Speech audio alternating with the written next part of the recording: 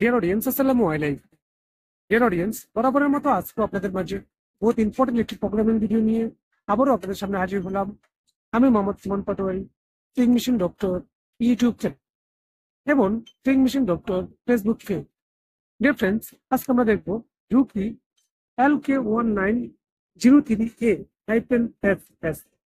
এই মডেলের button stitch বা ভার্টেক্স ট্রিক মেশিনের ইরোর 10 আসলে কিভাবে রিমুভ করবেন সেটি দেখাবো। হিরো 10 আসে মূলত আমাদের প্যাটার্ন ডিসকানেক্ট হয়ে যাওয়ার কারণে। তো আমরা প্যাটার্নটা কিভাবে ডিসকানেক্ট হলো সেটাকে কানেক্ট করে তারপর আমরা হিরো 10 রিমুভ করে দেখাবো। তো শুরুতে আমরা যতবার মেশিনের পাওয়ারটি অন করতেছি আমাদের মেশিনে কিন্তু হিরো 10 চলে আসতেছে।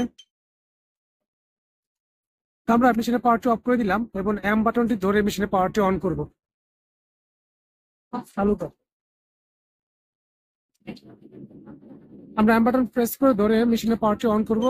দুটি সাউন্ড আসবে, দুটি সাউন্ড আসার পরে আমরা এম বাটনটি ছেড়ে দিব।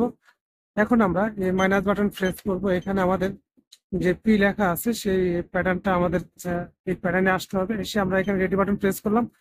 আমাদের এই যে P1 এটাতে আমরা সিলেক্ট করলাম, করার পরে এখানে দেখতে পাচ্ছেন প্যাটার্ন 0, অর্থাৎ এখানে একটি প্যাটার্ন থাকা লাগবে।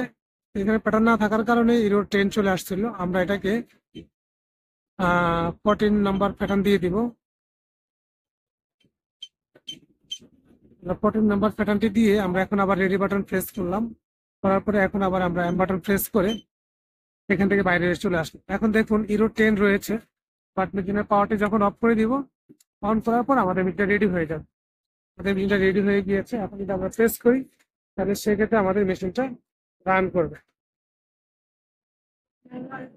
ইরোর 10 রিমুভ করার একটি সিস্টেম, আপনারা যদি কখনো ইরোর 10 রিমুভ করতে হয় এভাবে সিস্টেম করে নিতে পারেন। ভিডিও ভালো লাগলে অবশ্যই লাইক করে দেবেন, চ্যানেল নতুন হলে অবশ্যই চ্যানেল সাবস্ক্রাইব করে রাখবেন এবং পাশে থাকা ঘন্টা বেলটি বাজিয়ে রাখবেন এই ধরনের নিত্য নতুন ভিডিও নেক্সট টাইম পাওয়ার জন্য। আজকে পর্যন্তই, দেখা করবো পরবর্তী কোনো এক ভিডিও নিয়ে। এবং সকলে ভালো থাকুন, সুস্থ থাকুন। আল্লাহ হাফেজ।